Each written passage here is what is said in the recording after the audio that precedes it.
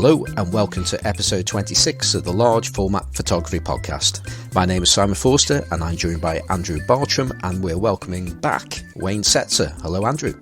Hi, Simon. And that was quite a high-pitched one there. And hello. Well, I was trying not to be too gruff with my COVID-related chest problems. Oh dear. Well, let's say hello to Wayne as well. Hello, Wayne. Hello, guys. Are you? I was going to say, Wayne, are you feeling better than Andrew? Because Andrew's feeling a bit poorly today, it seems. Oh, I'm feeling wonderful. That's good. Andrew, you're not feeling so good at the moment, are you? No, it could just be hypochondria, or I'm just getting myself worked up over nothing, but I've got a bit of a cough and a tight chest, which I normally wouldn't worry about, but in this day of madness, plague and pestilence, I'm probably on my way out, quite frankly. Yeah, well, fingers crossed it's nothing. But I'll be positive, like my normal cheery self. Exactly. So today's show, we're going to do the show that we promised or suggested that we were going to do some time ago, and actually try and catch up with emails, because we've really struggled with emails, and so we're going to have a go at catching up with them, and to help us with those emails, we've re-enlisted Wayne Setzer to help us. But before we get into that, we're just going to do a little recap on the things that we've been up to, or potentially how little we've been up to since we had Peter Defty on the show, which at the time of recording was about just under a week and a half ago. So actually, that reminds me, just say thank you, Peter, for being with us for that last show. It was really good show. Really enjoyed the chat there. So let's move things on and let's go through what you've been up to, Andrew. Trying to stay busy in these days of madness. Struggling with keeping work going and separating the day from work and pleasure, been in the darkroom a bit, but large format wise, I did receive the Industar 37, isn't it? That's it, the 300mm 4.5 so-called Tessar copy lens, and I had some wooden lens boards that Neil Piper's father-in-law very kindly cut for me, because he seems to be able to cut nice squares out of bits of wood. So thank you, Neil, for that. So I was contemplating mounting this lens onto this lens board, and on the eBay listing actually showed the lens with a retaining ring. So that I thought, yeah, brilliant. So the lens turns up and there's no retaining ring. So I thought, so I messaged the seller, and he didn't offer to send me a retaining ring, but he did knock 10 quid off the what's it. So I spent that 10 quid and bought a set of Draper hole saws. You know those things, Simon? They're different sizes, and they have like a pilot drill in the middle.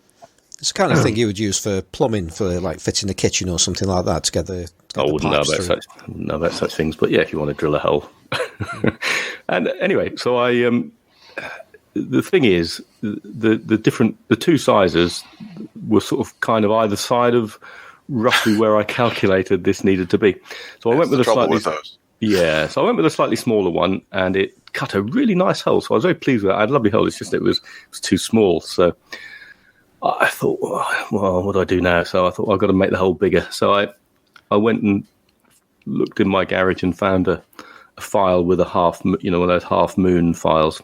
And then very systematically, I went round the hole, just kept rotating the lens board round and gradually enlarging the hole and looking at it to see if I was doing it roughly symmetrically. And I had it in mind that I would just effectively use the thread on the lens to, sort of self-tap its way into the wood.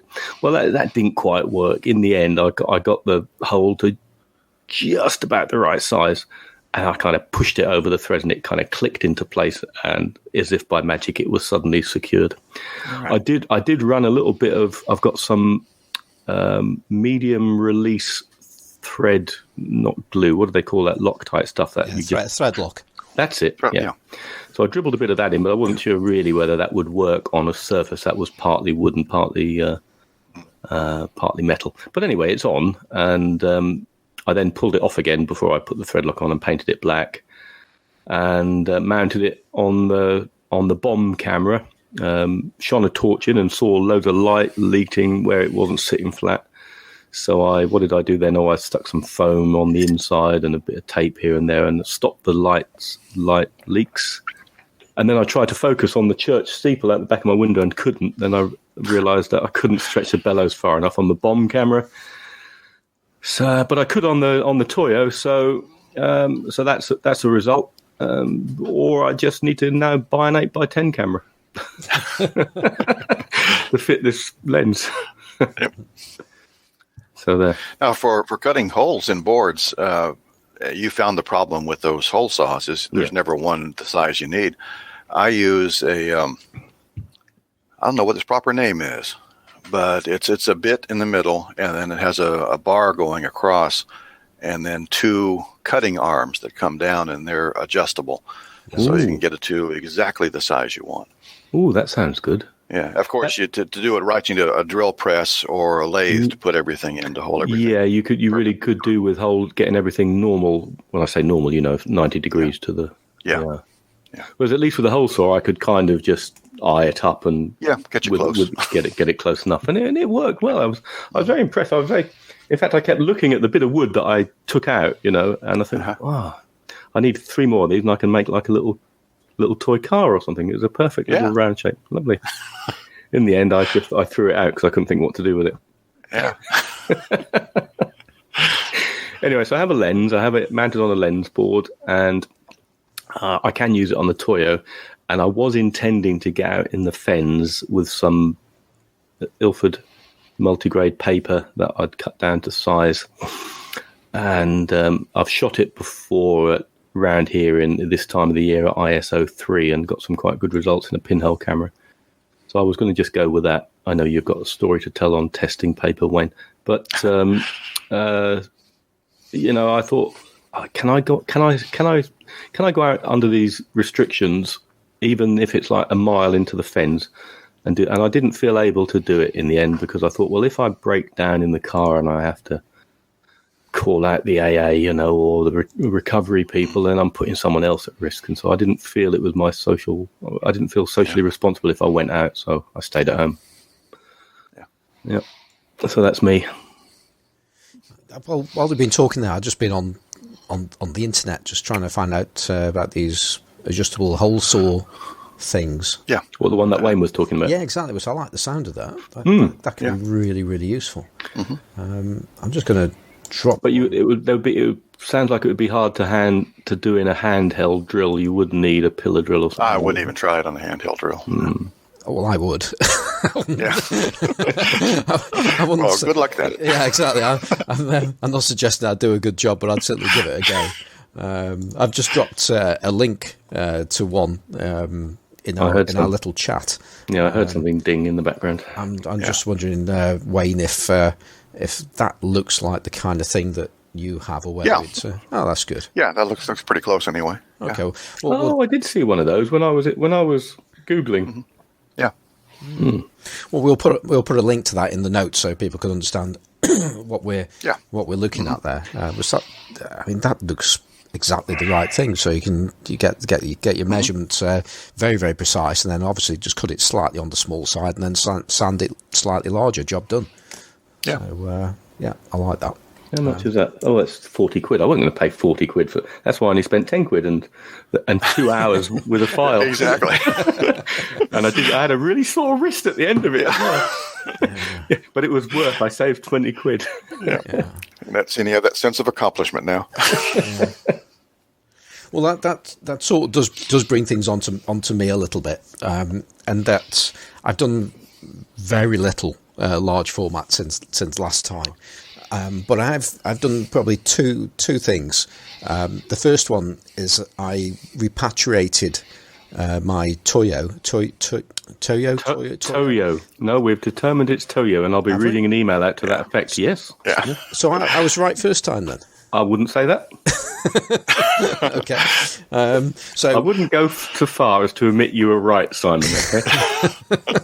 You should know that. Okay. So, well, whatever that is that I've already said, and we'll have that confirmed later. I repatriated it from my father's house because I keep a bit of gear there. So that's where I've sort of this miniature. Is that where you go for a smoke? Yes, yeah. But I've got a sort of a studio there for when I photograph items for going onto eBay and things, and so that was there, and it was a case of my dad's now. That's not a COVID cough, by the way. My dad's now self-isolating because he's 87.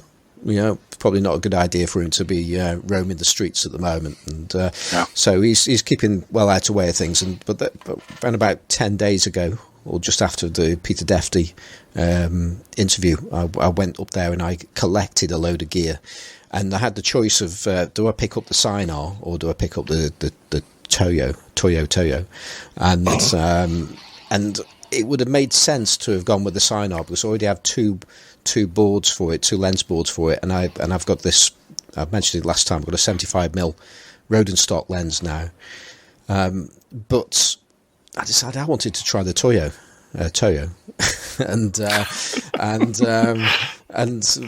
I only have one board for it, and it's a recessed board as well. But it was a case of I'm thinking, well, I'm just going to make some boards because I'm doing wonderful things with 3D printing at the moment, and so how hard can it be? So that's still the plan. So I've done no more than just get the camera, but I really do want to use it. So hopefully by the time the next podcast is ready, then hopefully I've actually taken a photograph with it. This is the monorail camera, Yes. isn't it? Yeah. Yeah. So I think the lens boards are a different size to my Toyo. Oh, it sounds really odd calling it that. My Toyo. I don't know what that thing anyway. Yes. My yo-yo camera. It's 110 by 110 on the 45A, but I think those monorails are bigger. Yeah, they are. I picked up a monorail last year sometime just to use for teaching purposes, so you can see the movements better, so it makes the beer mat thing a lot easier. And it does have a much larger lens board. Yeah. I forget the size myself. Yeah, it does. And by the way, it's I've always called it Toyo. Yeah, me too. And my feeling is, unless you're in Japan, where Toyo is proper, it doesn't matter what you call it. So for me, it'll always be a Toyo.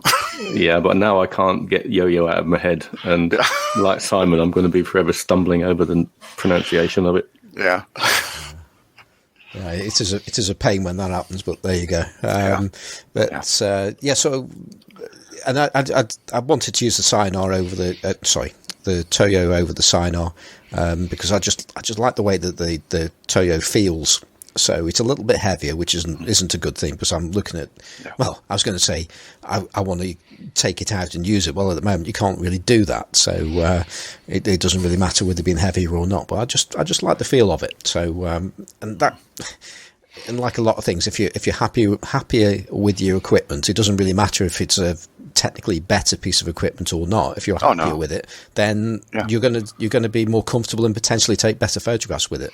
Yeah, absolutely.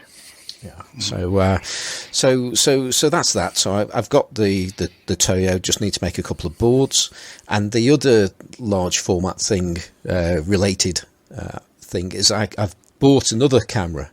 And I've only just remembered it in the last half an hour that I've done this, because it hasn't come yet.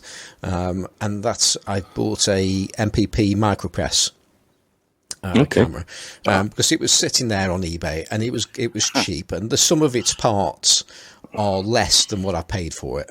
So I'm thinking, how bad can this be before I'll lose money on it? And you might be surprised. yes, I've done that, and with many times before. I think most noticeably with a Citroen CX car, which I don't know how many people in America would be familiar with Citroen CX cars. They never made it over here, so, but I know of the Citroens. Yeah, well, it certainly doesn't surprise me that they never made it to you. So, but this, I mean, certainly it was a car that was it was out in the 70s, and it went through. At the end of his life was in the 80s, and mine was a very late version, a 2.5 litre turbo version. And I bought it when it was probably about good 10 years old at least. And I think I paid about £4,000 for it, maybe. And I was thinking, well, it's only well, actually, no, it might have been less, actually. It was £2,000. I think it's only £2,000. I mean, they had the reputation for depreciation and losing money on them, whatever you did with them. I think, well, it's only 2,000. I can't lose that much. And by the time I sold it, I think I got about £800 for it in around about 3 months. So everything just started to fall apart on it. So this micropress, which is effectively the British version of a speed graphic. So it's got a focal plane shutter. Again, I want a focal plane shutter because the idea is to use it with a Aeroectar. And I've been having a few problems with getting my speed graphic working. So I thought, well, why don't I have some more problems trying to get it to work with the micropress camera? And straight after buying it, I also remembered why it was one of the reasons why I wasn't entirely happy with using the speed graphic with the Aeroectar, and that's because you can't. Well, you focus it, then your subject has to be perfectly still while you swap out and put your film holder in, and so on and so on. And then you have the potential, if your person has not been made rigid in some way, that you're going to lose that point of focus on the eyes or something like that. And whereas the obvious way, or the best way to do that, is doing it using an SLR, large format SLR, such as the kind that Jeff from 20th Century Camera does those great upgrades on the Graflex Super D cameras. And or if possible, you could accurately calibrate your rangefinder. Yes, and that was another problem that I had, and I found that I think it needs a different kind of cam on because I could calibrate the rangefinder to certain points and make it accurate at, say, 8 feet away or 20 feet away or whatever, but I couldn't. That accuracy wouldn't be maintained across the focus range. Yeah, wouldn't be linear. Exactly, and so that's the problem I've got with that. Which again, I'm sure there's a solution out there, but I was losing the will. And so I decided to give myself another problem with a different camera, which will almost certainly give me the same result. So looking forward to that problem. That problem will be arriving in the next couple of days. And the only other thing I've been up to is, which I think I might have touched upon last time, and that's making lens caps. Not large format related, but there are. Well, sure, large format cameras have lenses that need caps. They do, but it's a problem because the caps that I make, they work on lenses with bayonets. So your conventional rear lens caps. Lens caps, yeah. Because the issue is that you can measure, say, the barrel at the front of the camera, but the material that I use to print the rear lens caps is very rigid, and so it's possible to come up with a friction fit for just about everything, but you're talking in tenths of a millimeter one way or the other can make it too tight or too slack. And that's why with some of the old lens caps they would have like a bit of felt on the inside of them, and just to give it that little bit of leeway. But I did actually get an inquiry from somebody with a Kimura lens. He wanted a rear lens cap for that, but the chap was somewhere in Europe, and I said to him, well, I can do it for you, but you have to send me the lens, and well, that would have been expensive. Plus, he didn't really want to let go of this rare lens. So, which I can totally understand. But no, the ones for the smaller formats, like Exacta, and I'm actually doing Penticon 6 and X-Pan as well, and they're going pretty well. So I'm busy printing those things and designing new ones. So that's pretty much what I've been up to. So, Wayne, I'm not going to ask you what have you been up to since you were with us last year, but what have you been up to relatively recently that our listeners might be interested in? Yeah. Well, actually, most of last year was spent recovering from my knee replacement surgery, and I'm much better now. I'm getting around better than I have in years. But recently, just yesterday, I did something that I absolutely hate doing. I did some testing. It's been raining a lot around here, but we had some sun yesterday, so I got out with my 4x5 and loaded up cut down some photographic paper in there for a project I want to do with my 8x10 that I talked about last time. So I spent some time doing 8 film holders, 16 sheets, different exposure settings, different, or some flashed, some straight, some with filters, all possible combinations. Now I have to go develop them and see what everything looks like so I can load some paper into the 8x10 and finally do something with it. And then before that, I almost had a nice weekend about a week and a half ago. Actually, I did. But I was scheduled to lead a photo walk for Uncle Jonesy's cameras. All right. Yeah. Yeah, they're Kevin and Kelly live down in Chattanooga, which is not too far away from me, about an hour or so. And I offered to take listeners on a nice trip down one of my favorite spots. But out of an abundance of caution, we decided to postpone it. But I went anyway, just by myself. And productive day. I took, I think, 2 pictures. And got those processed and printed. And when I get a chance to digitize them, I'll put them up for everyone to look at. So what's the... certainly with the current restrictions, I mean, this is always going to be dependent on what country people are living in, and then parts of the country and states and stuff like that. Yeah. So where you are at this moment, what kind of restrictions do you have on your outdoor photography? Well, it changes from day to day. The latest thing is they closed the national park, so Great Smoky Mountains, which is a couple hours away from me, that's closed down completely. First, they just closed the facility, so you couldn't go to the bathroom, at least sanitarily. Yeah. You always find a spot in the woods, and the welcome centers and all of the services. And then they closed down the entire park. And the state followed suit. They closed down the facilities at most of the state parks. And some of the more popular trails they've closed. And, of course, they recommend you don't go out, or if you do, maintain that 6-foot social distance thing. Yeah. Yeah, it's certainly difficult here in the UK now, in it's the advice is only go out if it's essential.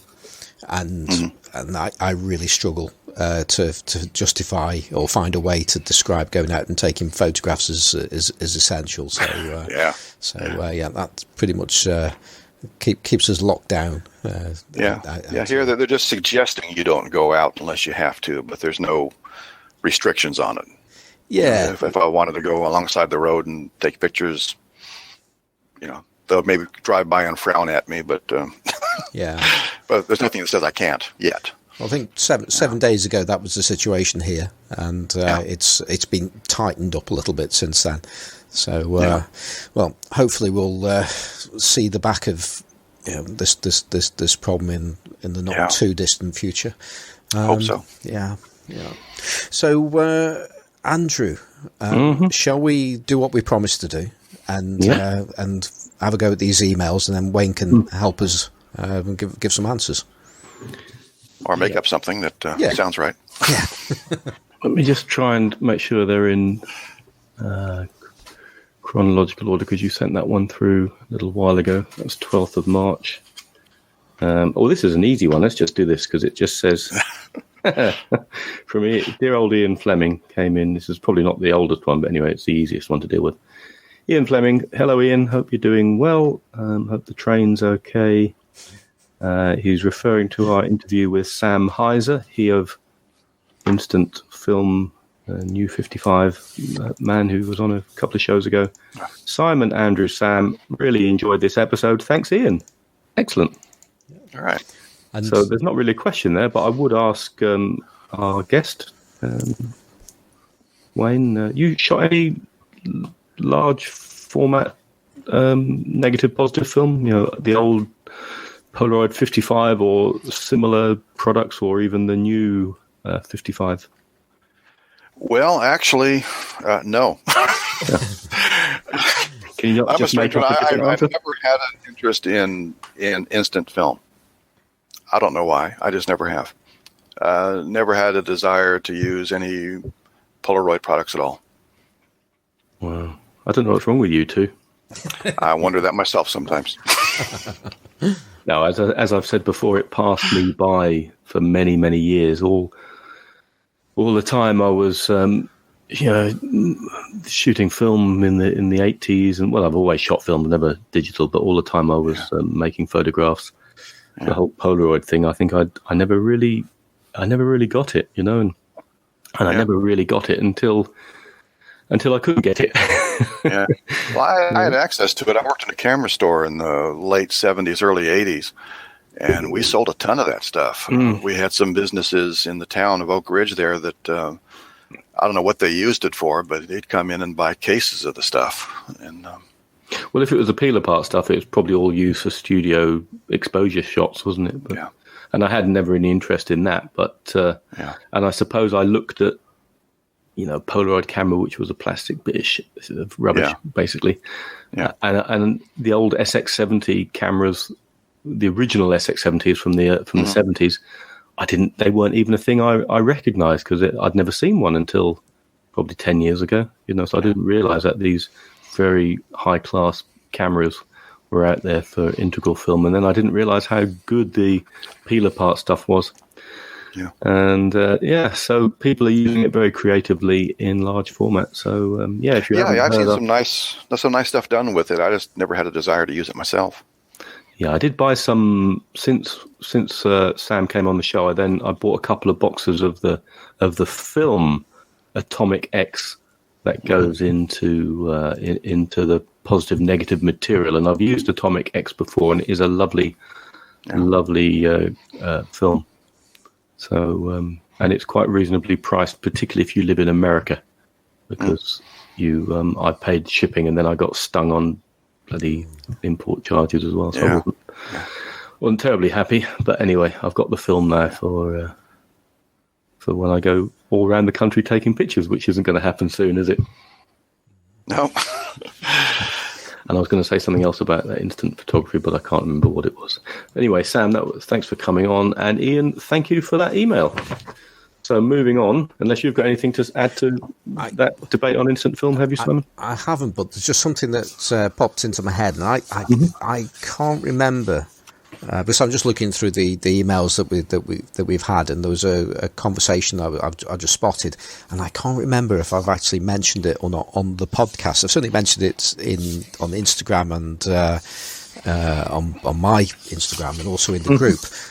But Kyle Harvey, he created our little logo for us that we're now using when we see fit to use it. Which is a picture of a large format camera with the letters LFPP underneath them, and I can't for the life of me remember if we've actually mentioned this on the podcast. So, and so I just want to say thanks to Kyle for doing that piece of design for us. It's a neat logo, and I just want to say thank you again if I haven't already done so, Kyle. Yeah, thanks, Carl. I don't know if you have or not, but I don't remember it. But there you go. So I probably haven't. Yeah, you use it mainly on the Instagram, don't you?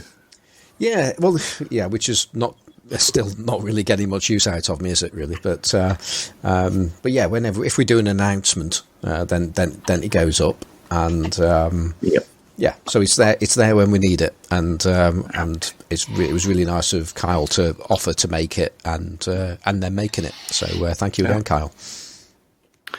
So on the 16th of February, which isn't all that long ago, really, Bob Matter wrote to us, and I better read this one out because there is a specific timeline relating to the email. So. Yeah.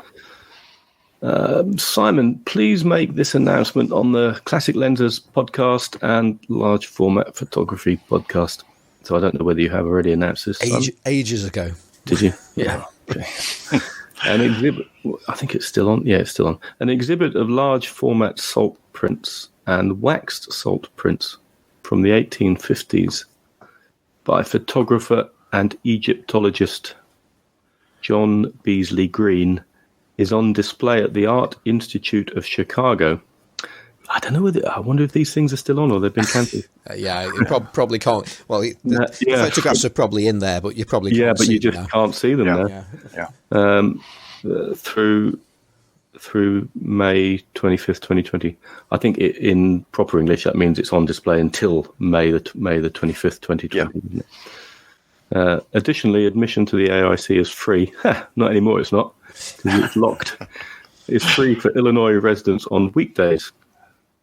I encourage visitors to also view the continuously rotating exhibit of photographs from the museum's permanent collection, based in the lower level. Well, it sounds lovely. And once we get back to some semblance of normality, whatever that is, you can, and you live anywhere near Chicago, you will probably know about the Art Institute. Go and see some That's it. And prints. Yeah, and we do have a link, so at least you can actually see the pictures online, at least anyway. So some of them anyway. Yeah, so we can put those into the show notes, and anybody's interested in seeing those, then a number of them. We'll have a look. And of course, the large format making alternative prints. You don't need an original large format negative. Of course, you can make digital negatives as we've discussed before, but you can use prints from large format cameras. Wayne, hesitate to ask, have you made salt prints or indeed waxed salt prints? Never messed with salt. I did do some gum bichromate prints a while back. That was interesting. Go on, tell us all about gum bichromate. Oh, if I can remember the process. It's been actually I kind of was forced into it, but do what?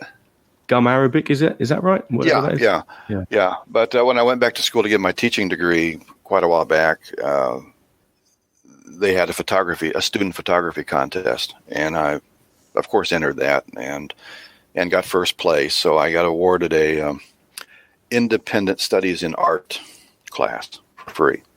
So I decided, well, gum bichromate, why not? But the basic process, you use whatever paper you want, make sure it's sized because it takes repeated immersions in water. And gum Arabic with the pigment of your choice. I just used straight black pigment. I didn't get fancy with 3 colors or anything like that. And then potassium bichromate, I think it is. Anyway, you coat the paper, let it dry, contact print, UV sensitive.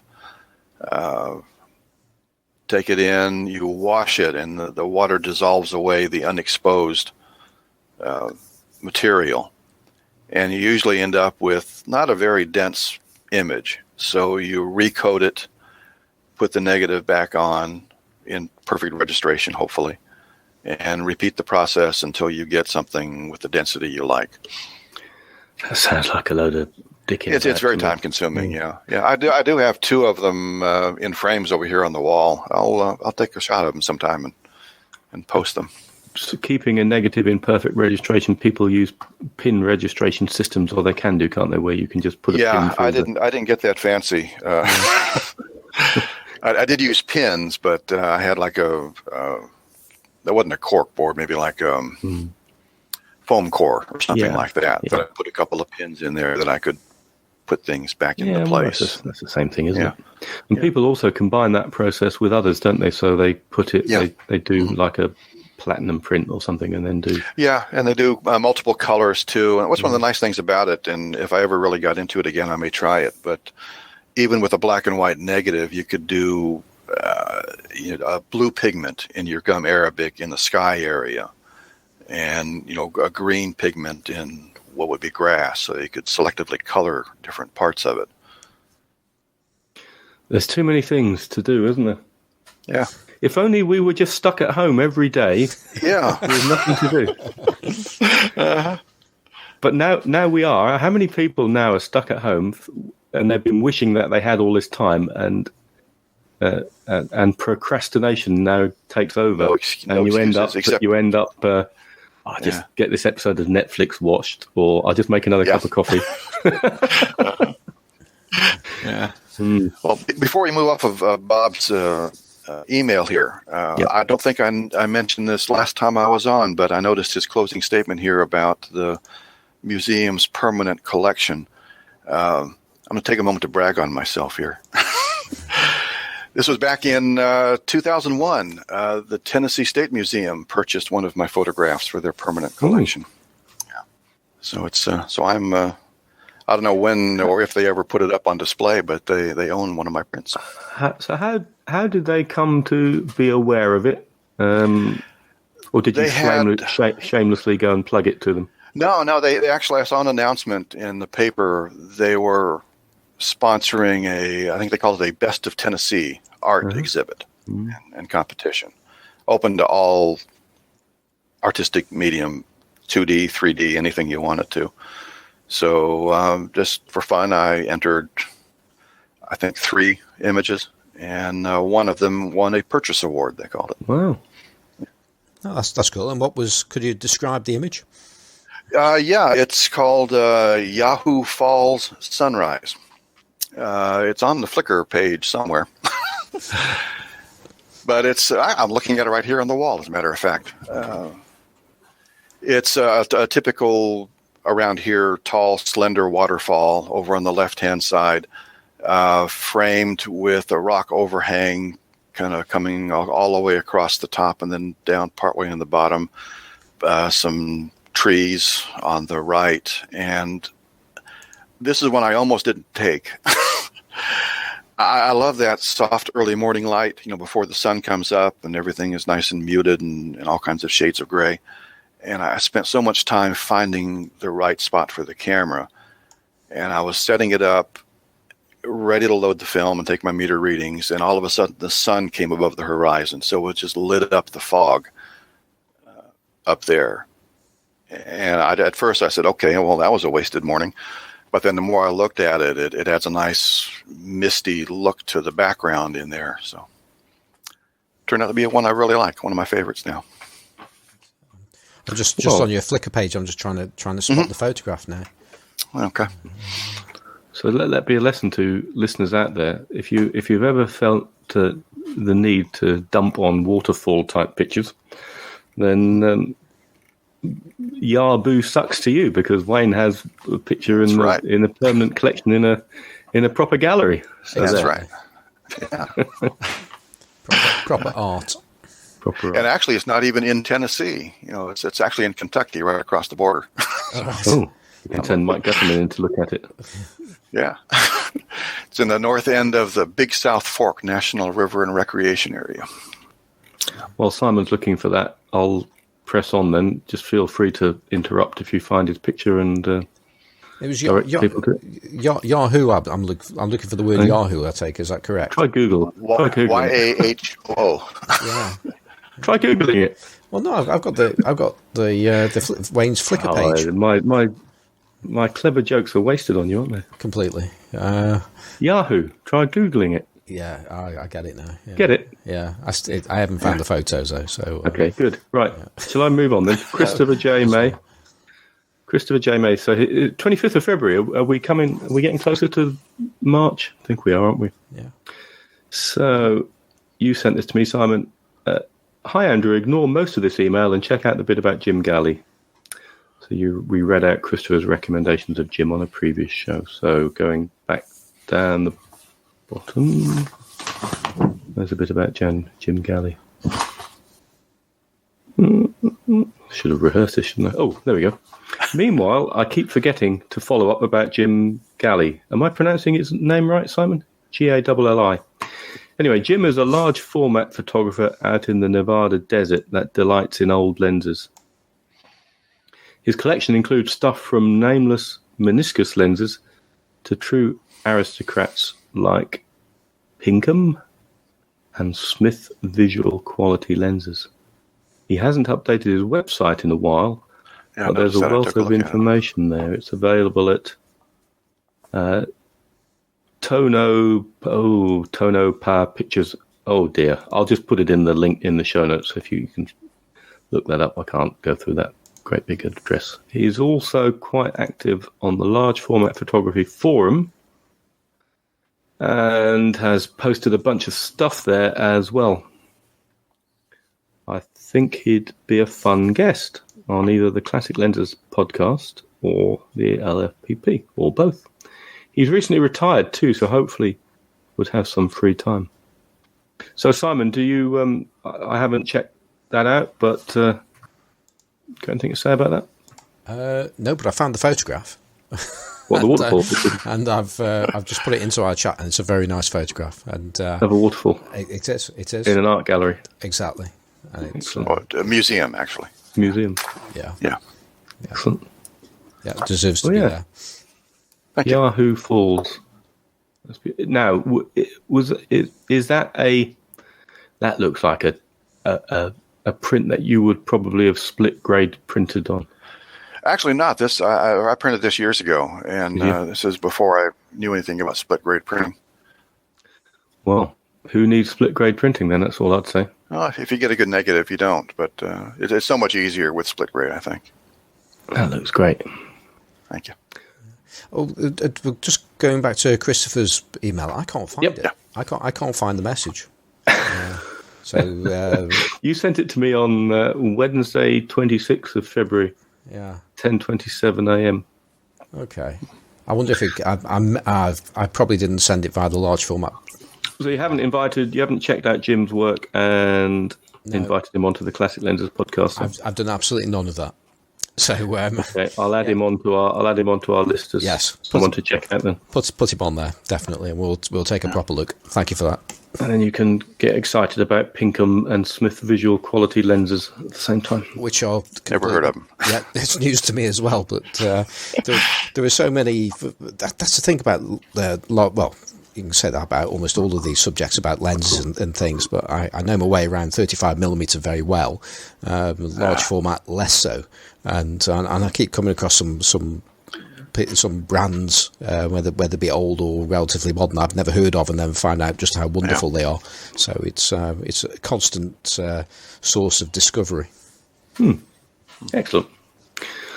All right. So Chris Frear sent an email to us also in March for the attention of Simon. Yeah, I don't get a mention in any of these emails. I'm sure it's he's classing you and I as the same. I think that's what we are one. We are Borg. Yeah. Well, I was going to say, Chris sent this through via my website, so I think that's. That is one of the things. You listen to these podcasts and you think, and you know that every podcast has got an email address, and then when you finish listening to the podcast, you think, oh, I want to email whichever podcast it is. And I don't know about you, but I can never remember the email address, even though I've probably heard it 20, 30, 40 times. Yeah. And so sometimes it's easier to try and find one of the hosts and just find any old way of getting in touch and then using that as the means, which I think is what Chris did here.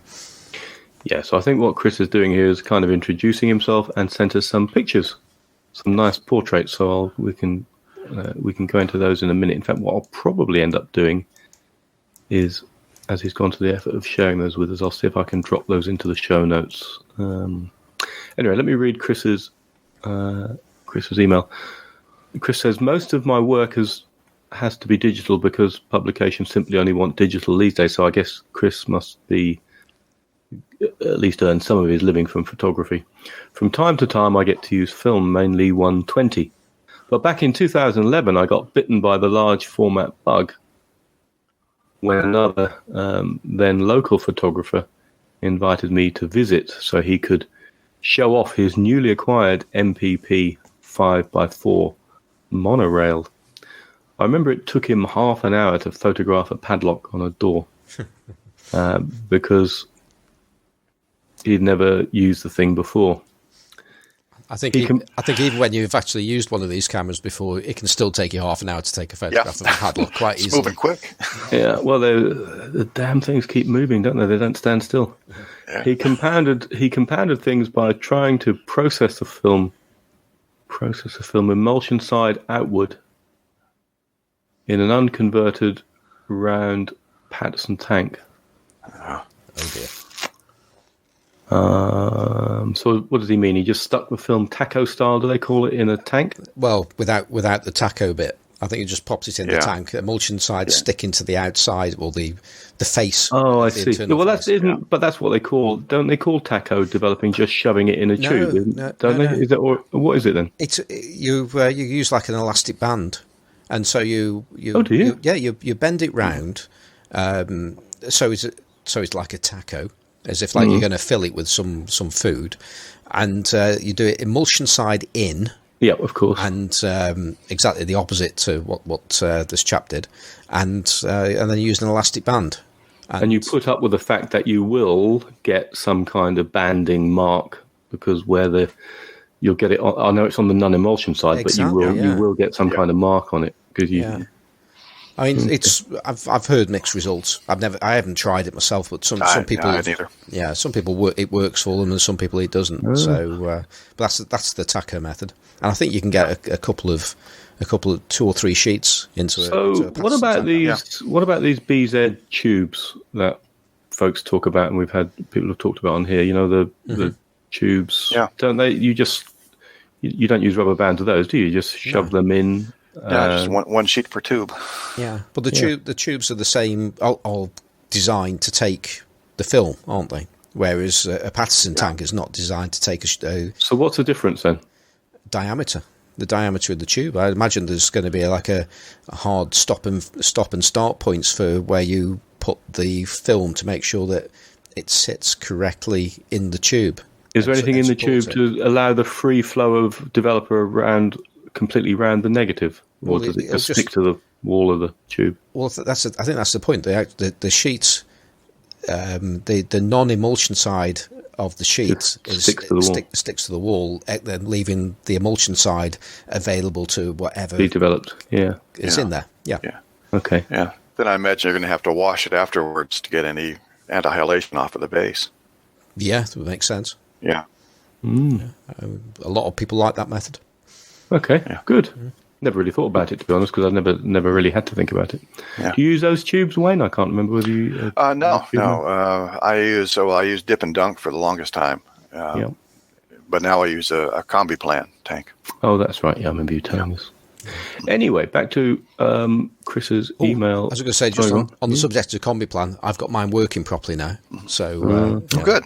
Yeah. So after many failures and some extra parts that I had lying around and found them, and I thought, this might work with the tank, and it did. And a bit of super glue in places, and now it appears to work. I just need to take photos now.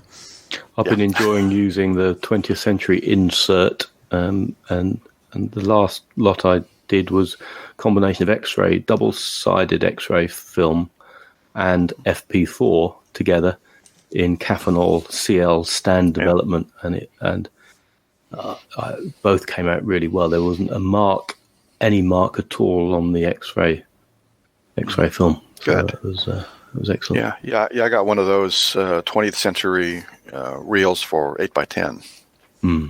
Just used it a couple of times so far, but it seems to work real well. That must be a huge thing. Yeah. And actually, just reminded me of something there about developing in large format. It's a slight tangent, but I read, I think it was last week, to say that is it Kevin down the road at Wet Plate Supplies? Kevin Lund. Yeah, I believe it stopped. It's like shut up shop as far as wet plate chemicals, because there's a problem with him getting ethanol. So I don't know if that situation has changed, but a couple of weeks ago he wasn't supplying many wet plate specific supplies as a result of the shortage of chemicals. I saw. Now, what did I see? I saw that he'd suspended the the basket, adding things to the cart, and I didn't really read it properly, and that's what it was. But was it just for wet plate I know he's called Wet Plate Supplies, but you can go there and buy all sorts of other raw chemicals. I didn't go into it any more than that, but certainly I haven't spoken to him in a while. Yeah, anything that used ethanol was going to be a problem. So I don't know if what proportion of his business is wet plate supplies. I mean, that's the name of his company, isn't it? But yeah, he does other stuff. Yeah, I mean, I use him like others do, like Neil Piper. I know I pick up stuff from him buy silver nitrate from him and photography grade sodium carbonate. Washing soda if you want to add that to your various processes, other things as well, pretty much any other raw chemicals he does. So, I have to check that out because I hope he doesn't just wrap up completely. I know he was kind of talking about it, about pulling out of that side of the business, but I didn't think he'd decided to. Maybe it's just the ethanol side of things, or maybe now he needs to change the name of his company. Yeah. Well, supplies. That's all he's got left, really, isn't it? It's still got the notice on there at the moment, and he goes, and this is used. It is talking about ethanol. Excuse me, and it's used in most of our wet plate supplies, and we take the tough decision to close the checkout at this time. So I think that applies to everything. That appears to be the case to me. Oh, right. Well, I need to go back and revisit that post and get in touch with him and have a chat with him. Yeah, well, you just go onto his page. Yeah, but I'd like to ring him up and have a chat with him, see how the land lies. That's fair enough. Yeah. Right. Okay. That'd be a great shame then, because you can buy things like silver nitrate elsewhere, but pretty much twice the price that he charges. I've just tried to just check something. I've just added some pyro film developer to my cart, and that seemed to work. So it looks like it's just it may well be just the wet plate stuff. Fingers crossed the other stuff's still available. Yep. Okay.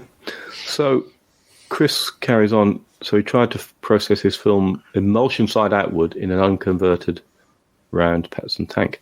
Needless to say, the emulsion got no chemicals, as the film sprang to and stuck to the side of the tank, as we've just discussed. The only image to come of that day was a portrait I took of the guy with his camera and my DSLR. There you go, you see, just use a digital camera. You don't need to mess around with all this. Really? Yeah. In fact, just another slight tangent. We should have had Peter Defty on this show, shouldn't we?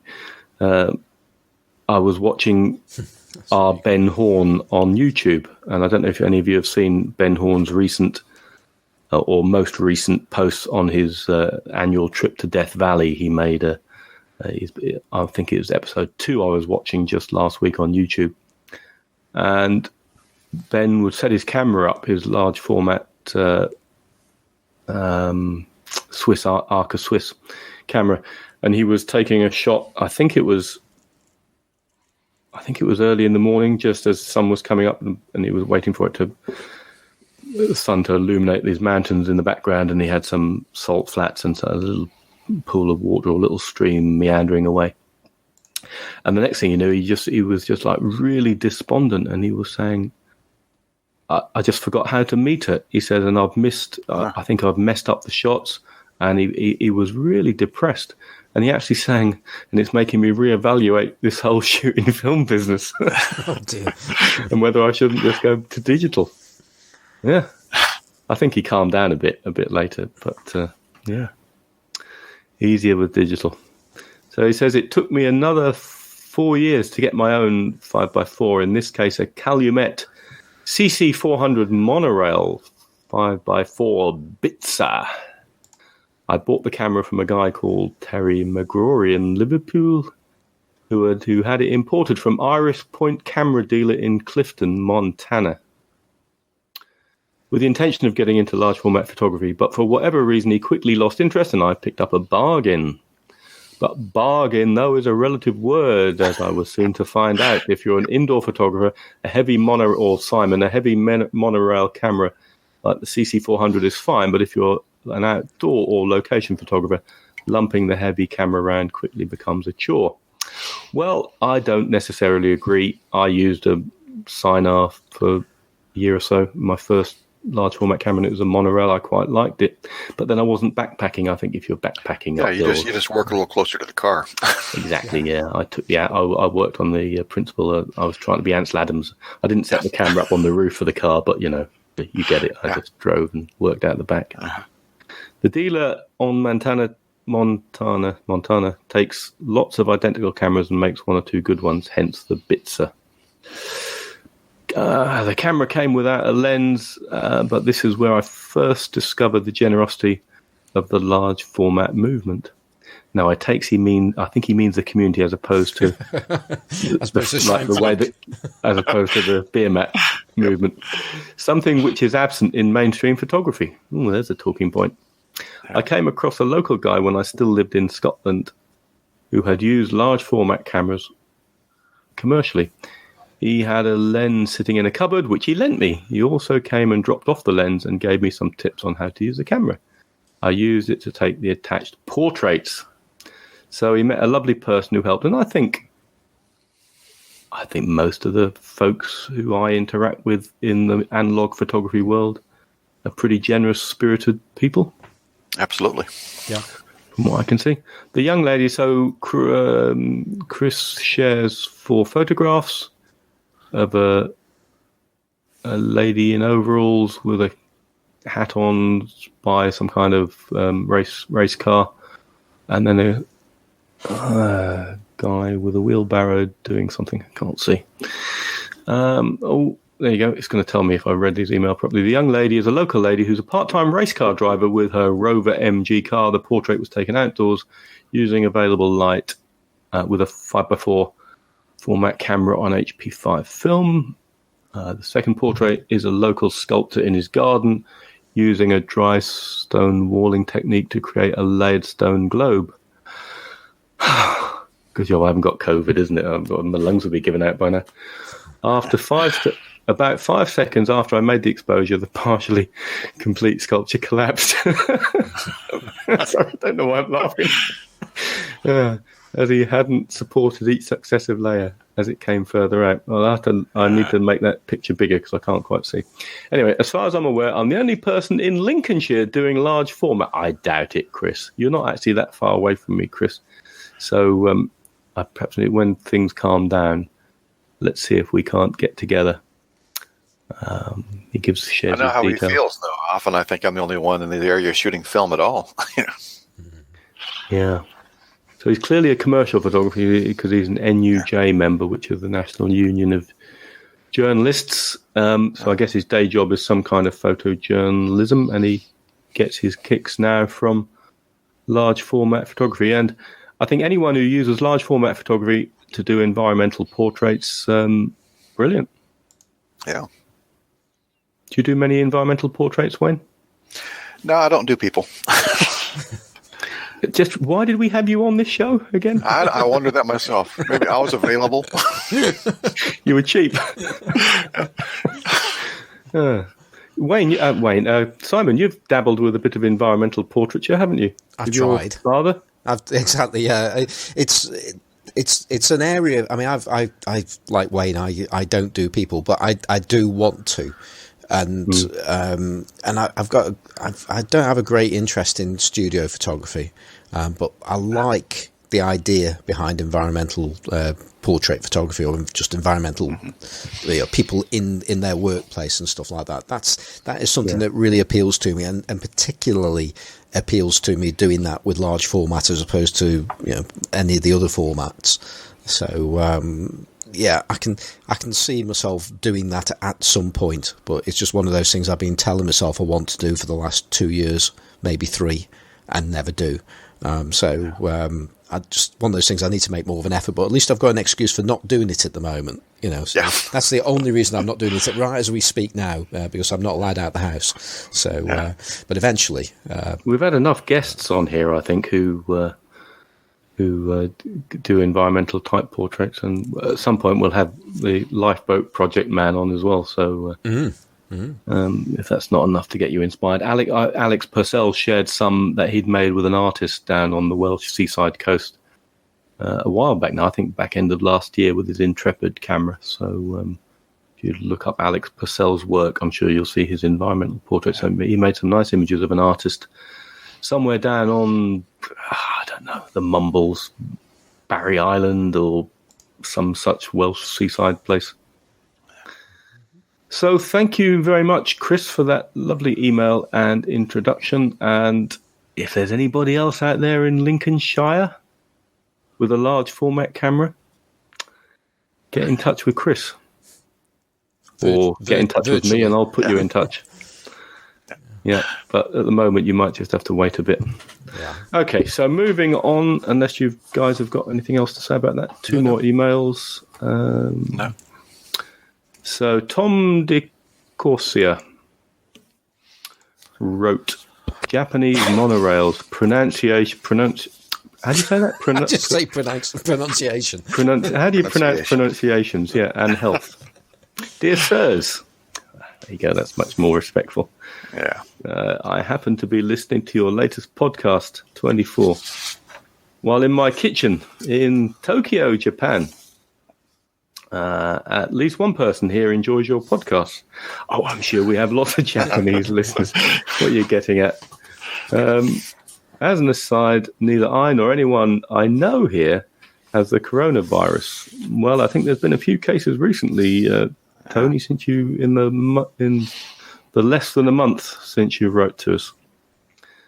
But thank you for your concern. Or did I express concern? I must have done. Maybe Simon did. I can't remember expressing concern. Yeah, it's not like me to express concern. So, but who knows? I might have done. As discussed, the Japanese company TOYO makes monorail view cameras. Well, we've just been discussing those. There was also another company called TOHO. Have you noticed I've not tried to pronounce either of those? I've tried to pronounce them. Yeah. So there's TOYO makes monorail view cameras and indeed field cameras, Tom, because I have one. And there's another company called TOHO that made monorail view cameras. The TOHO cameras, though not as common, do show up on the used market. They are relatively expensive, though, in demand because of their lightweight. Oh, that's interesting, isn't it? Well, that's like the Arca. Ben Horn uses the Arca Swiss, and that's a kind of a monorail type design, isn't it? And that's very lightweight as well, so maybe that's the same sort of thing. Immediately identifiable because they have round lens boards. Interesting. I just bought my first proper view camera, a TOYO 45G2. Now, I think that's the latest iteration of the camera I have, which is the TOYO 45A. I think because TOYO, that Japanese company, still makes cameras, and I think that's probably the latest version. All black. It was sold as junk for 4,000 yen. That sounds like a load of money, doesn't it? But apparently that's $38.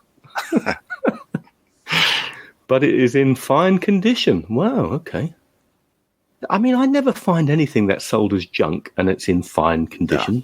Have you ever found anything? Simon, you must have done, because you're that kind of person. You must have found something. Yeah. You buy loads of crap, don't you? And you find gold nuggets in boxes of crap, don't you? That's it. If you buy enough crap, you find gold. It's as simple as that. It really is as simple as that. But the problem is you have to potentially go through a lot of it before you get something that's really good. But it does happen, definitely. Wayne, have you bought something that you thought was crap and turned out to be in really good condition? No. No, me neither. I don't. I don't know where everyone finds these things, but I'll stop at flea markets or estate sales or whatnot every once in a while. I rarely find anything of interest. It's mostly old Polaroids or point and shoots and that kind of stuff. Although the last one I went to, I found a Nikon bellows unit with the slide duplicator attachment. Oh, yeah. Yeah, so I have no need for it, but I hated to see it end up in a flea market somewhere. So I went back the last day and paid a little bit for it, and then turned around and sold it to someone who was going to use it. It was my job to rescue things once in a while. Yeah, absolutely. That's a really good thing to do. Yeah. I'm looking forward to using it, and your podcast will help. Excellent. Okay, so here's the meat of it. pronunciation of Japanese is really very simple. The vowels and consonants are just like Spanish. Oh, that helps. You're not helping me here, Tom. As in Spanish, pronunciation is perfectly regular. I'm still not with you. Quite unlike English. T-O-Y-O does in fact rhyme with yo-yo. Simon was right. Toyo. That's it. So we'll stick with that. But what did you say, Wayne? You said something about this, didn't you, a little while ago? I said I've always heard it as Toyo. I've always called it Toyo. So unless I'm in Japan, I'm going to call it Toyo. Yeah. So just because you're living in Japan, Tom, don't think you can come on this show and tell us how to pronounce Japanese words. Right. There's more of us than there are of you. So. Yeah, you're outnumbered. So that's really good. So if you're listening, Tom, post a picture of your... So how do you pronounce T-O-H-O? Toho? Would be Toho, I guess. Toho, yeah. Not. Yeah, how else would you pronounce it? Toho. Yeah. Toyo. Toho. No, move on very quickly. Yeah. Right, yeah, post some pictures. Tom. And finally, from the emails, if we have time, there's a couple on the Facebook group we can talk about. Mark Fohl. Never sure how to pronounce Mark's surname. F-O-H-L. Old large format lenses. Hi guys, I'm just now listening to your podcast with Sam Heiser. You mentioned some issues with older lenses, sizes of holes in the lens boards and shutter repair. We did, didn't we? And we discussed perhaps if somebody got into shutter repair, they'd have a job for life. That was that conversation, wasn't it? Yep. I do know that there are some old American-made lenses. Oh, I knew there was a reason why we got Wayne on. That have different size holes in the lens boards. Yep. The two brands that come to mind are Raptar and Optar. I needed a lens board for my Linhof Technica, and I had to go to China by eBay. Several providers make Technica lens boards. Yep. The standard boards are about $20, and for another $5, they will drill a custom hole. Also, I have needed help with shutters, and I have worked with Andrew Coleman in Pittsburgh. For American listeners, he does excellent work for a reasonable price, and he has good turnaround time. So, taking his email a bit at a time, the size of the holes. So normally we deal with the most common sort of with modern lenses would be the Copal shutter size holes, which is 0, 1, and 3. And 0. Copal make a 00 also. I think there is a double. Yes, I've seen reference to a 00, but I've never. Yeah. I don't think I've ever seen one. Yeah. Zeros you normally find on 150 lenses. Ones, if you've got 210, 240, probably a 1, and if you get something bigger, it'll be a 3. Now there's also the old Ilex shutters. I don't know if they used the standard size or not. I never bothered to. Well, the two that I just measure and cut a hole to whatever size it is, you know. Yeah, the two brands. Oh, that reminds me to ask you something about retaining rings in a minute. The two brands that come to mind are Raptar and Optar. So, are they shutters or are they? No, those are the lenses themselves. The lenses, are they? Yeah, because Raptar, they're woolen sacks, aren't they? Yeah. Are they? Yeah, I'm not sure about the Optar, whether that's woolen sack or not. I don't know. Or is that the Graflex branded one? Yeah. Yeah. So as far as I know, it's the same lens, just depending. The Optars came on the graphics, I think. Okay. Well, the Linhof boards are probably one of the most common, and certainly if you've got an Intrepid camera, they take that size board. I can't remember the dimensions, but they're fairly standard across a lot of cameras. You'll find those. I've never used one. Are they metal? They all metal boards? Yeah. Okay. Well, that's why I like my Whistler. It's a 4x4 wooden board, so yeah, I can go out to the garage and make one. Well, you can make one. I mean, on my Toyo, all my modern lenses are mounted on wooden 110 millimeter by 110 millimeter boards. Yeah. but Neil Piper's father-in-law sent me some wooden blanks. Yeah. So yeah, eBay's probably your friend there. Mike Walker, a friend of the podcast Facebook group. And I'll get a plug-in for you, Mike. Seeing you're always trying to sell things on there. I think you can get your lens board from Mike, along with a pinhole camera. So what else? And he mentions Andrew Coleman in Pittsburgh for American listeners. Are you familiar with Andrew Coleman in Pittsburgh? I never heard of him. You live in America. Do you know him? Really? We all know each other. Well, that's what you guys say. I got my cousin. My cousin's got a friend in London. Do you guys know him? Well, it's got a smaller place over there too. Yeah, so naturally you all know each other. Okay. There we go. That's the last of the paper emails, Simon. Yeah. I think we've got time for one of those conversations that came out of our Facebook group, because I think largely because you mentioned that we were going to be talking about this kind of stuff. So I think we really do need to talk about that, don't we? Should we? Well, you've got probably the shortest one to address is AJ White. He's in the market for a new 4x5. That must mean he's American. Yeah, it is. Yeah. Love my Birkin James, but I want or need. You see. Yeah. What is it? Do you want it or do you need it? There's lots of things I want. Yeah. And the thing is, you have to convince yourself that you need them too. Yeah. So you need something when I was more. In sales.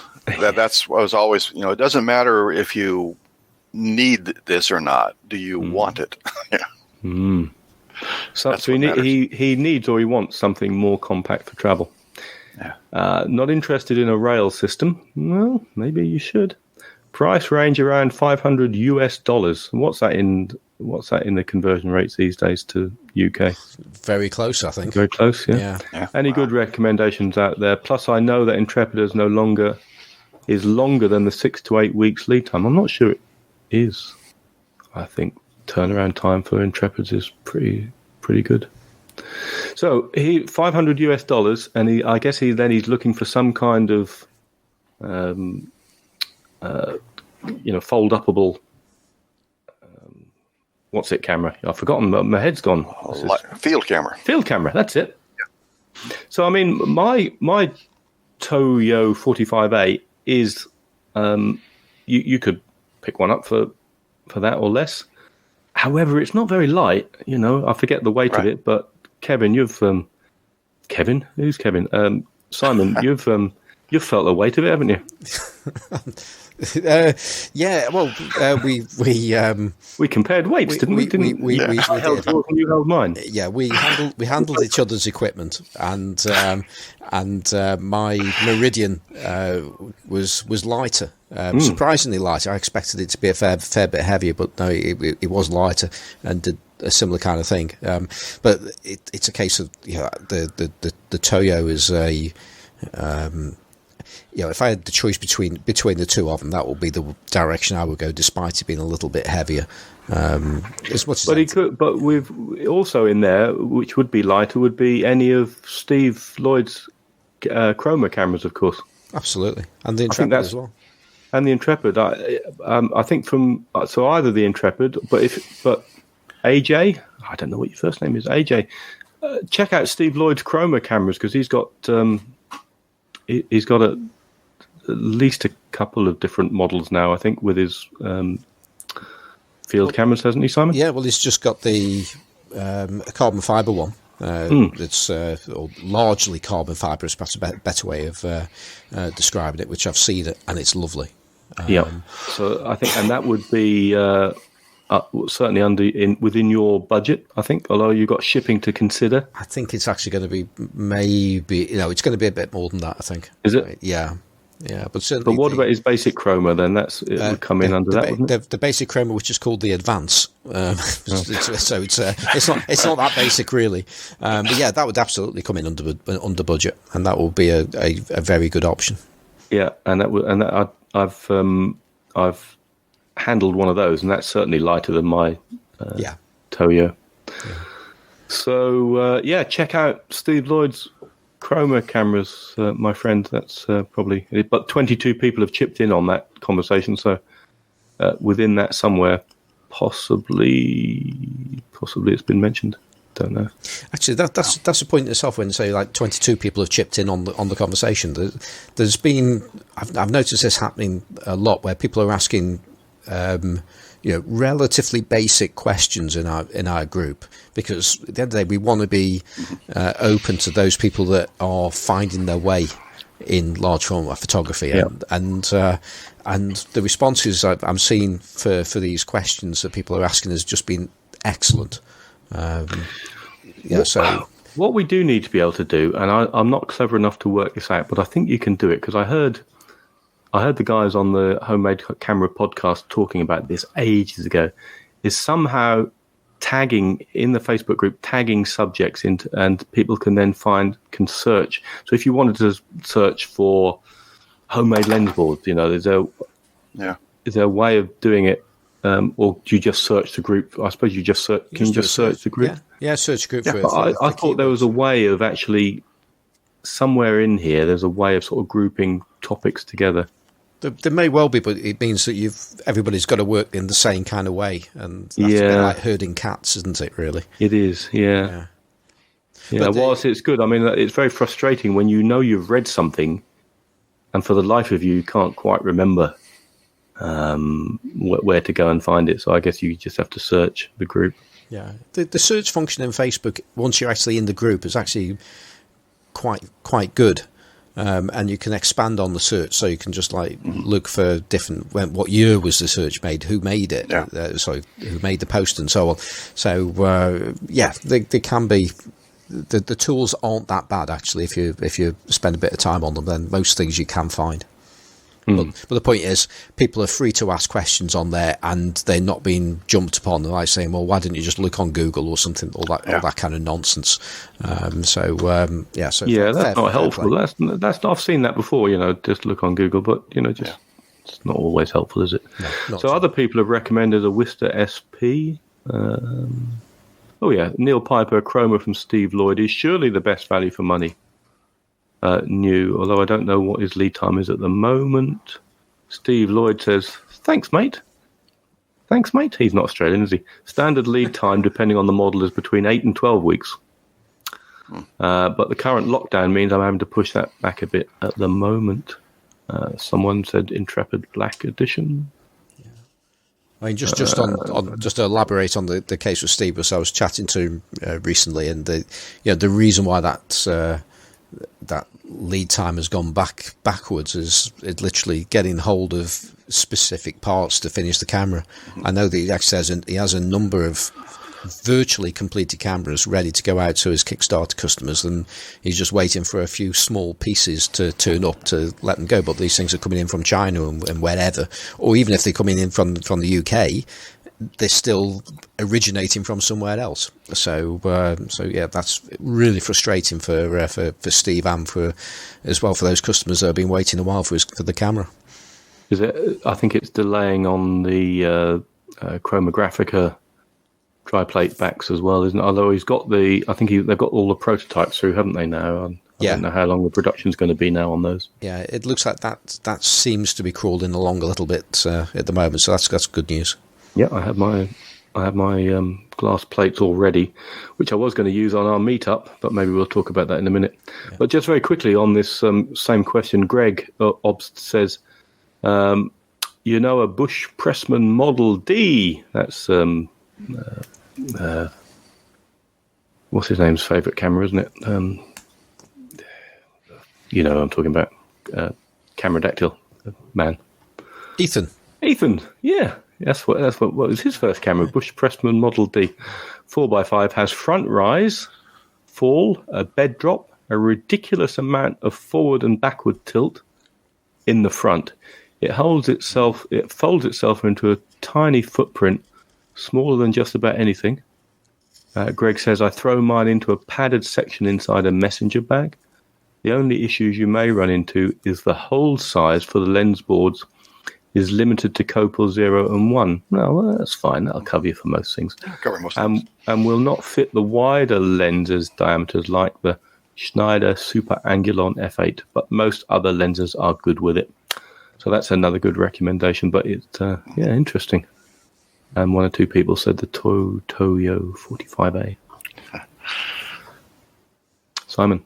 Yeah, no, I think we're done. Mm-hmm. It's a good Facebook group. Yeah.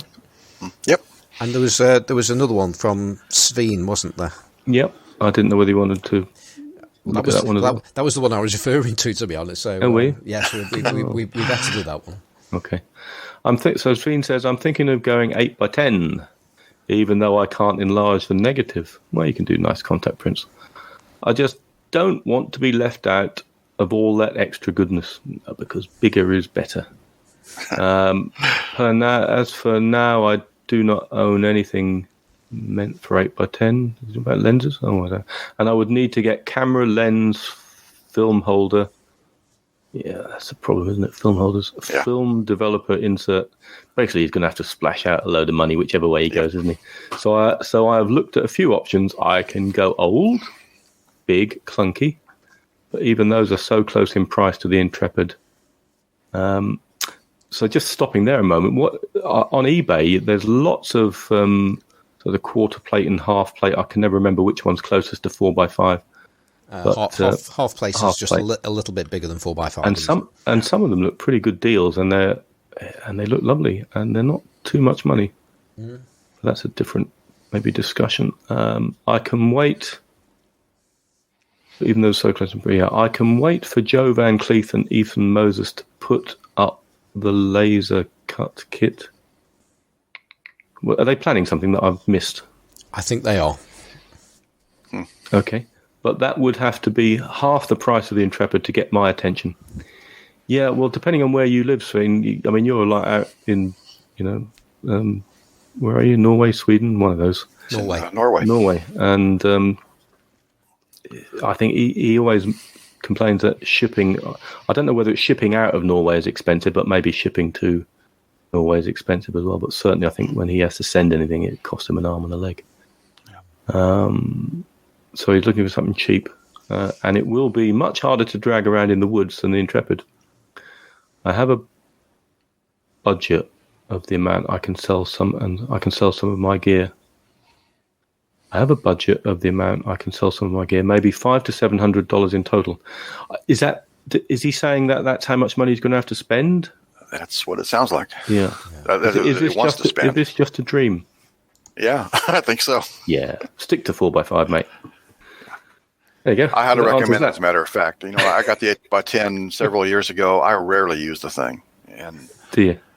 Yeah, 4x5 is so much more versatile. And the only person who's going to notice a difference, I think anyway, between a 4x5 enlarged to an 8x10 and an 8x10 contact print is another photographer, another large format photographer.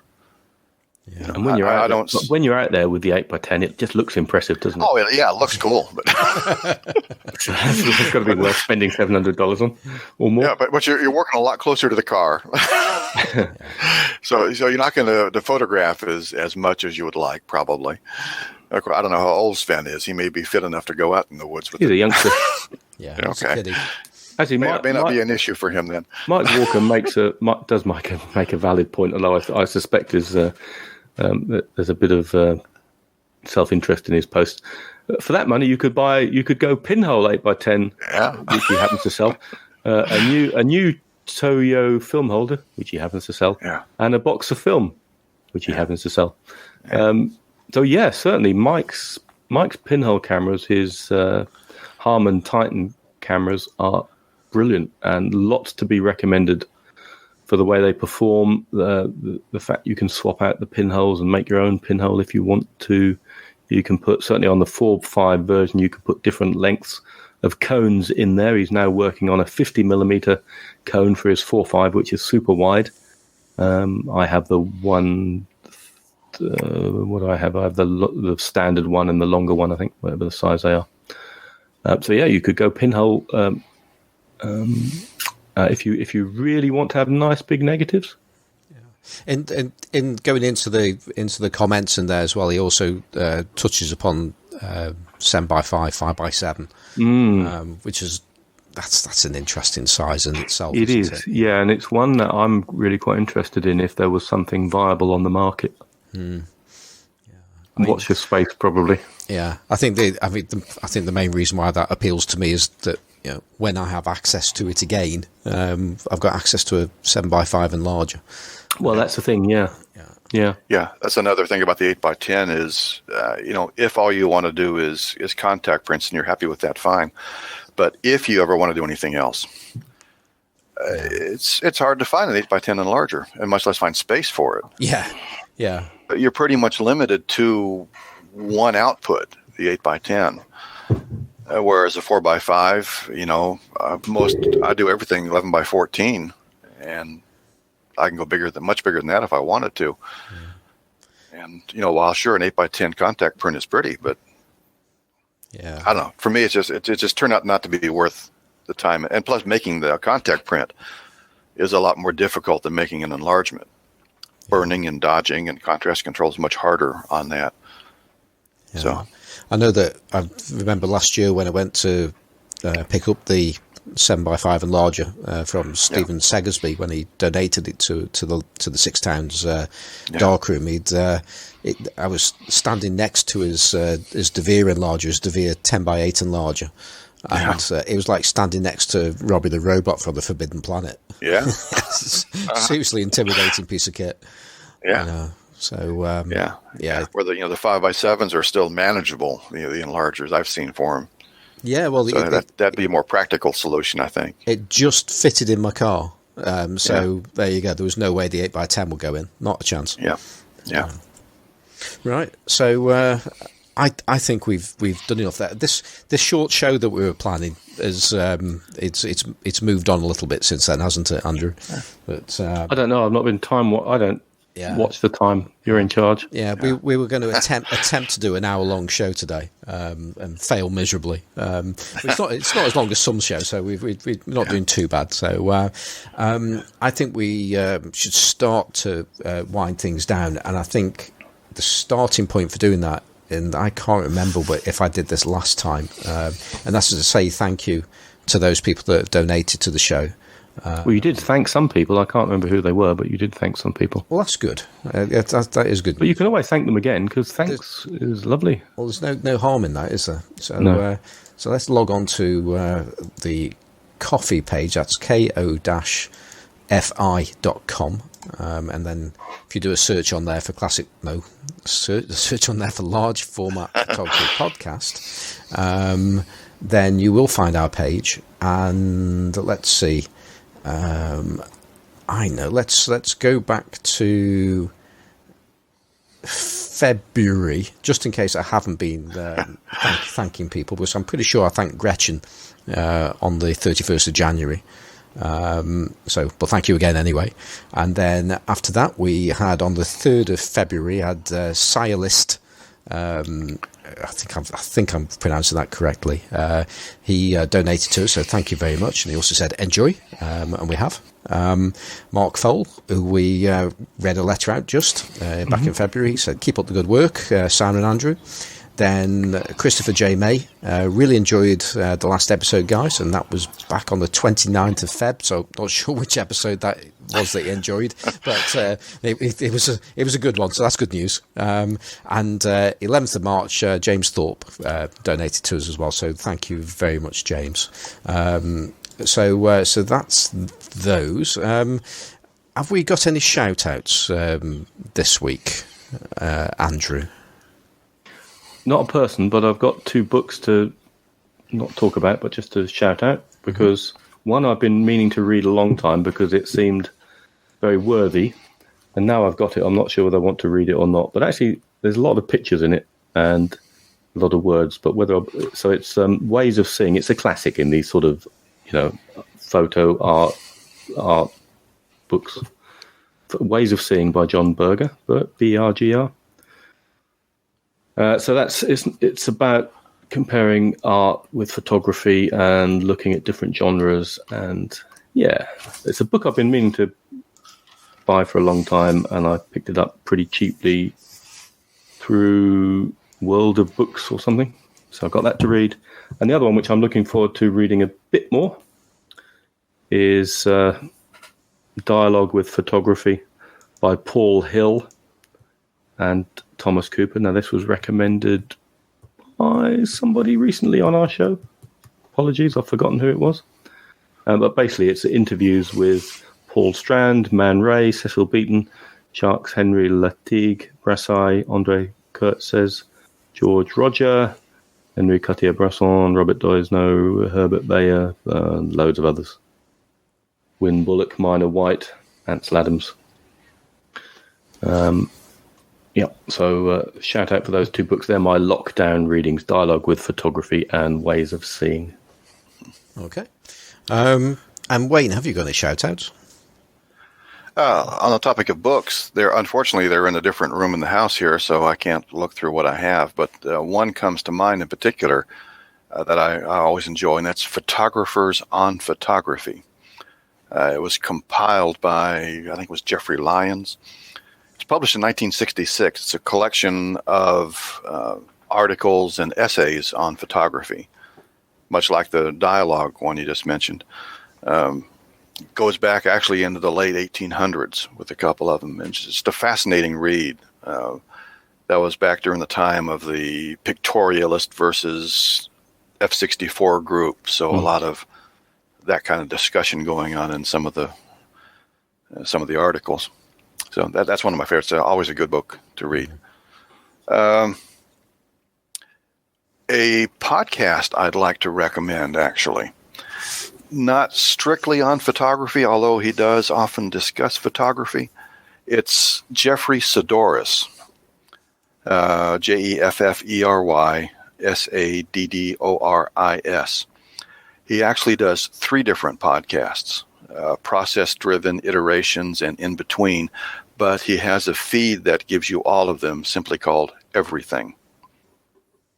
Okay. And he does some wonderful interviews with some other photographers. Well, he's a painter himself, but also does photography. But he does great interviews with other creatives in different disciplines and talks about the creative process in general. He's one of my favorites to listen to. Right behind you guys, of course. Of course. And then one last shout out, much overdue. I meant to mention it last time, and that is to my wonderful wife, Teresa, who has over the years been very tolerating, supportive, and encouraging in my photography, and my best critic. I don't always agree with what she has to say about my work, but I always listen to it and consider it. Yeah. It's good to listen to your loved one's opinions of your photographs. Yeah, she's very honest with me. If she doesn't like something, she'll tell me she doesn't and why she doesn't. And unlike most family members who will just praise you, yeah, and friends, it's hard to get that honest critique from someone. Yeah. So I always appreciate that from her. I have similar discussions with my wife, and I then have to explain to her why this photograph is actually better than the one she picked and go into all the details. And she goes, well, I don't care because I like that one. Yeah. And that's the thing about photographers. Yeah, we have our favourites for various reasons, and sometimes we can completely lose track of what actually makes a photograph attractive to a wider audience, instead of thinking about the complexities and the effort that went into taking a photograph. Yeah, exactly. They don't understand the circumstances surrounding the shot, what you experienced when you were shooting it, and those technical difficulties you had to overcome to get the shot. They don't care about that. They just want to look at the final result. But they should. That's right. Oh well. So that's it for mine. Yeah. Okay. Yeah, for my shout out. Okay. I don't think I have any shout outs this week. So let's. So I'm going to head back to you, Wayne. Wayne, thank you for being with us again today and helping us out with the emails and just giving us a little bit of an update on your work. Oh, happy to do it. Yeah. No, I appreciate you guys having me. No, it's been a pleasure again. And if people want to go and view your work somehow, where would they go? Flickr. I'm on Flickr. Just search for, I think it's W. Setzer. Let me pull that up again. No, actually, if you just type in Wayne Setzer. Okay. I guess it'll find me. Yeah. Yeah. And then, of course, on Facebook, I have my personal page, which is, that one's W. Setzer, I think, if you just type in W. Setzer or me. And then I have another Facebook page for my photography. They almost have the same things on it. I don't really do much personal stuff on there. Just search for either Wayne Setzer or Photographs by Wayne Setzer, and you'll find me there. Excellent. And Andrew, outside of this podcast, where can people find you? Outside this podcast, they can find me at Warboys Snapper on Twitter, Instagram, and they can find me every 2 weeks as co-host of the Lensless podcast, all about pinhole photography. And an occasionally posted, I say it because I did one this morning, so it's hot off the press, occasionally posted blog, which is just my name, Andrew Bartram, on WordPress. So check that out. I've just done one on postcards, Ilford postcards, and my love affair with those. Yeah. Okay. And if people want to write into the show, what's the best way to do that? The large format photography podcast at gmail. Almost. It's not the. You don't need the. Oh, large format photography podcast at gmail.com. Something? Com. Yeah. Wayne got it right. Com. Yeah. Large format photography podcast at gmail.com. That's the one. We'll edit the other bit out, and you'll sound so professional now. Yeah, right. And we also have an Instagram page, which I'm not really keeping up with very well. So we're very disappointed in your efforts to get Instagram going. I've been busy. I'm making lens caps. And for me, I'm on Twitter as Simon Fohr. I'm on Instagram at Simon Forster Photographic. I also look after the large format photography Instagram feed badly. And what else? I've got a site, simonforsterphotographic.co.uk, where you can buy wonderful not lens adapters. Actually, I've got lens adapters on there, but I'm phasing those out. There's been problems with supplies and things like that. So I'm trying to make things myself now. So to take things into my own hands, and it's far more satisfying when somebody actually buys a product that I've designed and made. It makes me very, very happy. Which is all good. And other things. If anybody doesn't like Facebook, and there are plenty of reasons why people don't like Facebook, but we do have a great Facebook page on there, which is called the Large Format Photography Podcast. I just remembered, actually, one of the reasons why people don't like Facebook is because Facebook tends to track people once they've left Facebook, which is a bit naughty. Really? And it's all to do with how cookies work and things like that. And cookies. Yeah, I try to go over. I try to say that word very quickly and move on, because depending on where you are in England, depends on how you would say it. Because I say cookies, and other people say cookies. No, cookies. Now in Japan, that would be cookies, wouldn't it? You said cuckoos, I think, didn't you? I just tried to describe it into some kind of generic sound. I've noticed. I use the Firefox browser, and a new add-in just popped up and said, "Do you want Facebook to stop following you?" And I take this extension, and it won't follow you anymore, which is interesting. So I don't know if it is or not, but that's what I'm using now. I think it's what I'm using too here. It's Fences or something like that. Yeah, that's right. Yeah. I don't know if it's made a difference, but it makes me feel better. Exactly. I feel a whole lot better for it too. Yeah. But if you don't like that, then there's other forums out there, and there is a post that I put up on the mflenses.com site. If you go into the forums there is a post on there for the Large Format Photography podcast. So if you want to say something about the podcast, that's if somebody does say something on there, then I will find it and I might be able to respond to it. So that's another place that you can join a conversation potentially. And I think that's just about it, really. One last thing. Okay. Are we didn't speak about this, but given the current situation, I can't see there being a hope this side of Hades that we're going to be meeting up in the Forest of Dean at the end of May. Can you? It's not looking good, is it? So I'm hoping. Well, I'm pretty certain that my booking that I've made can just be rearranged for some other time. But So I'll certainly be going at some point. But whether we can, well, we just have to see, won't we? But at the moment, as we've said last time, if you're thinking about joining us at the end of May at the Large Format Photography podcast gathering in the forest, I wouldn't book it. 2020. 2020. Yeah. I was actually considering putting together something over here for the folks in the East Tennessee area too, in conjunction with yours. Yeah. Well, we can have it like live by satellite between the two, couldn't we? Yeah. Yeah. So it's not looking good for that. And when we know more, we'll say more, and if we have the opportunity to rearrange it or whatever, then we will do so. But yeah, it's not looking good.